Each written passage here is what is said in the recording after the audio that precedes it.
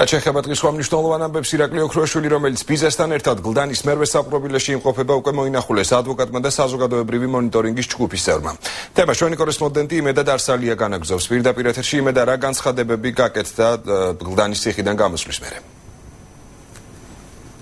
სოსო, ირაკლი ოქროაშვილი უკვე რამდენიმე საათია, რაც გლდანის მერვე საპყრობილი საკარანტინო განყოფილებაში იმყოფება. ის უკვე მოინახულეს ადვოკატმა მამუკა ჭაბაშვილმა და საზოგადოებრივი მონიტორინგის ჯგუფის წევრმა ხათუნა გაგნიძემ. ადვოკატის თქმით, ოქროაშვილი თავს კარგად გრძნობს, ის სხვა დეტალებზე არ საუბრობს.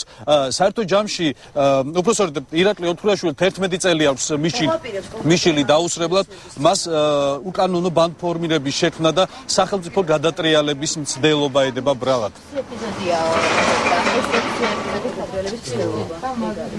თქვენ თუ შეხვდით მას? რაზე საუბრობთ? საერთოდ მოვიკითხე როგორ არის და ჩვენი როდ ვწვევს თავს. ხეს შეიძლება სასამართლო? პროცესი არის 4 საათი. კამერების მაგრამ გადაიდება, არ გადაიდება, მე არ ვიცი წინასწარ ვერაფერს. გამომხლებით აქვს ბრალი წაყენებული.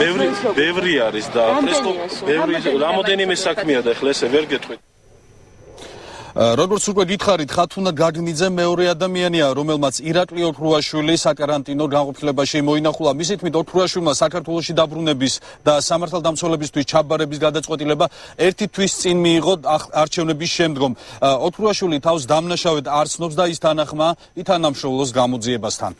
ირაკლი ოქროაშვილმა თქვა, რომ ზუსტად 1 თვის წინ მიიღო გადაწყვეტილება საქართველოში დაბრუნების შესახებ და მზად იყო ყველა იმ პროცედურისთვის, რაც დაიწყო მასთან მიმართებაში. ის ამბობს, რომ შეგუებული იყო წინასწარ აზრს, რომ როდესაც ჩამოვიდა და დააპატიმრებდნენ და მოუწევდა რამდენიმე თვიანი პატიმრობა მაინც. ის ამბობს, რომ 6 ეპიზოდში არის მის წინააღმდეგ ბრალდება წაყენებული რამდენიმე მუხლით და მზად არის ყველა ეპიზოდის შესახებ ღიად ისაუბრო სასამართლოს წინაშე და დაიწყო სიმძველი საქმეების გადახედვა, რომელიც მის წინააღმდეგ არის აღძრული. ამასთან ირაკლი ოქროაშვილი აპირებს 11 წლიანი სასჯელის სააპელაციო პროცედურების სასჯელთან მიმართებაში სააპელაციო პროცედურების დაწყებას.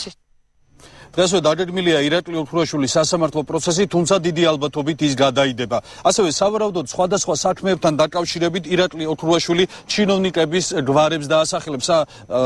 ყოველ შემთხვევაში ჩვენ ამის მოლოდინი გვაქვს.